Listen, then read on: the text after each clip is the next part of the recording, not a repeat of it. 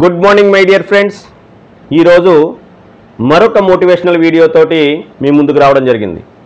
సంస్కృతి సాంప్రదాయాలకు పుట్టినిల్లు మన భారతదేశం అని చెప్పేసి ప్రపంచ దేశాలు సైతం కొనియాడుతున్నటువంటి ఈ రోజుల్లో కూడా స్త్రీల పట్ల అనేక ఘోరమైనటువంటి సంఘటనలు జరుగుతున్నటువంటి సందర్భాలు మనం చాలా చూస్తూనే ఉన్నాం.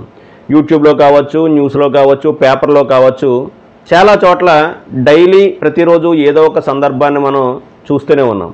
ఈనాటికి కూడా చాలా వెనుకబడిన ప్రాంతాల్లో స్త్రీలకు అంత ప్రత్యేకత లేదని చెప్పచ్చు.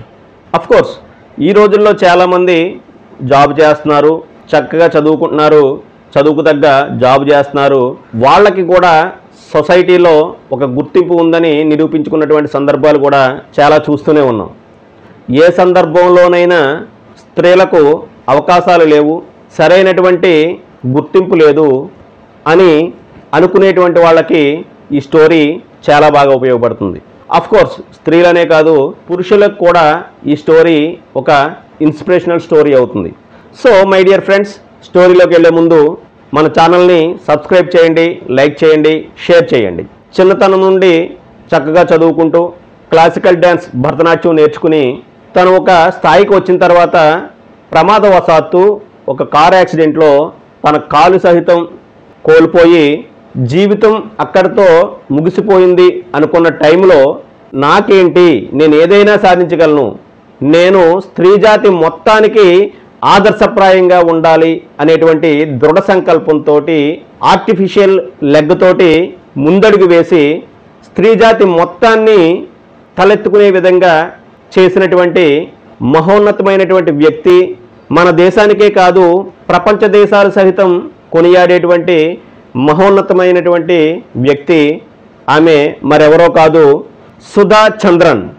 ఈమె 1964 సెప్టెంబర్ 21వ తారీఖున కేరళలోని కన్నూరు గ్రామంలో ఒక తమిళ బ్రాహ్మణ కుటుంబంలో జన్మించింది.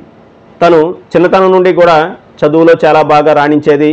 అంతేకాదు తను భరతనాట్యంలో కూడా అనేక ప్రతిభా అవార్డులు గెలుచుకున్నటువంటి సందర్భాలు చాలా ఉన్నాయి. ఆమె ముంబైలో ఉన్నటువంటి మిథిబాయ్ కాలేజ్లో BA వరకు చదువుకున్నారు. తర్వాత MA కూడా పూర్తి చేయడం జరిగింది. ఆమె 1981 జూన్ 5వ తారీఖున ముంబై నుండి తమిళనాడుకు విహారయాత్రకు వెళ్ళేటువంటి సందర్భంలో ఒక ఘోరమైనటువంటి కారు ప్రమాదం జరగడం జరిగింది. ఆ ఘోర రోడ్డు ప్రమాదంలో సుధా చంద్రన్ గారి కాలికి తీవ్రంగా గాయాలు తగలడం జరిగింది. అక్కడ ఉన్నటువంటి హాస్పిటల్లో గాయం తగిలినటువంటి కాలుకి కట్టి పంపించడం జరిగింది. 2 వారాల తర్వాత మద్రాసు వచ్చి కాలు గాయం విపరీతమైన బాధ పెట్టడం మూలంగా చెన్నై హాస్పిటల్లో చూపించడం జరిగింది.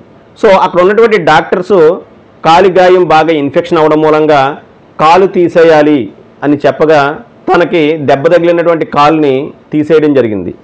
ఆ సందర్భంలో తన చుట్టూ ఉన్న వాళ్ళందరూ కూడా తన లైఫ్ ఇక్కడితో ఆగిపోయింది అని చెప్పేసి జాలి చూపిస్తే తను మాత్రం ఎటువంటి నిరాశ చెందకుండా నేనేంటో నిరూపించుకోవాలి అని జైపూర్ వెళ్ళి జైపూర్ హాస్పిటల్లో ఆర్టిఫిషియల్ లెగ్ను పెట్టించుకోవడం జరిగింది.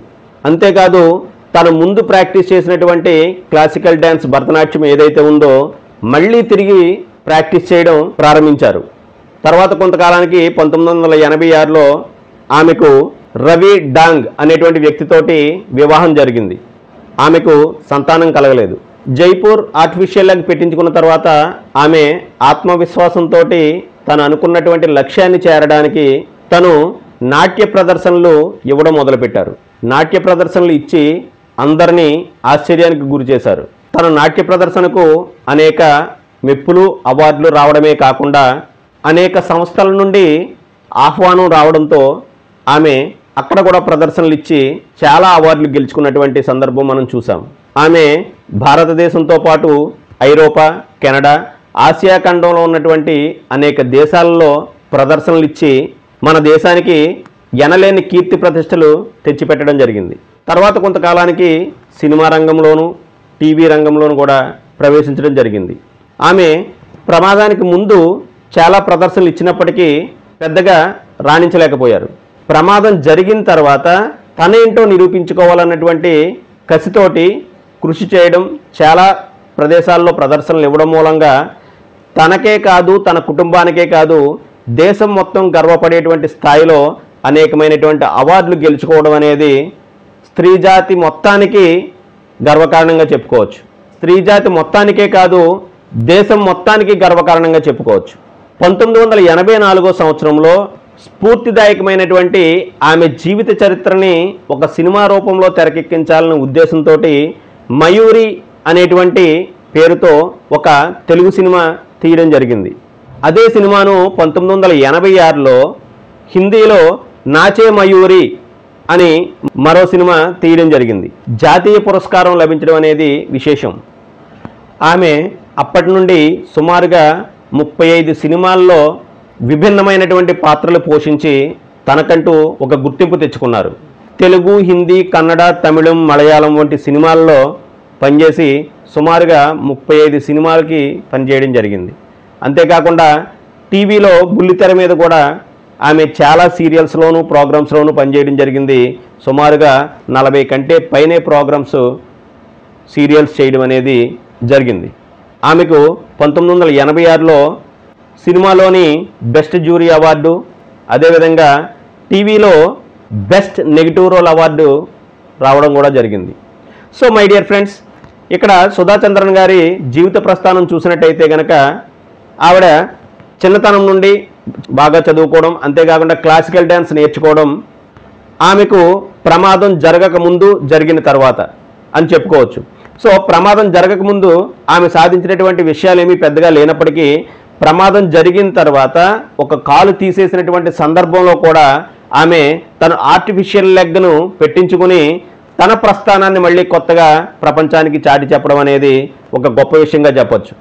సో ఈనాటి కాలంలో ఉన్నటువంటి యువతకి నాకు అవకాశాలు రావట్లేదు, నాకు తల్లిదండ్రులు సపోర్ట్ చేయట్లేదు, నాకు ఎడ్యుకేషన్ సిస్టమ్ సరిగా లేదు, నేను వేరే పెద్ద కుటుంబంలో పుట్టుంటే బాగుండేది అనుకునే వారికి ఈమె స్టోరీ ఒక మంచి ఇన్స్పిరేషన్ ఇవ్వగలదని చెప్పేసి ఆశిస్తూ భవిష్యత్తులో మరిన్ని మోటివేషనల్ స్టోరీస్ తోటి మీ ముందుకు వచ్చే ప్రయత్నం చేస్తాను.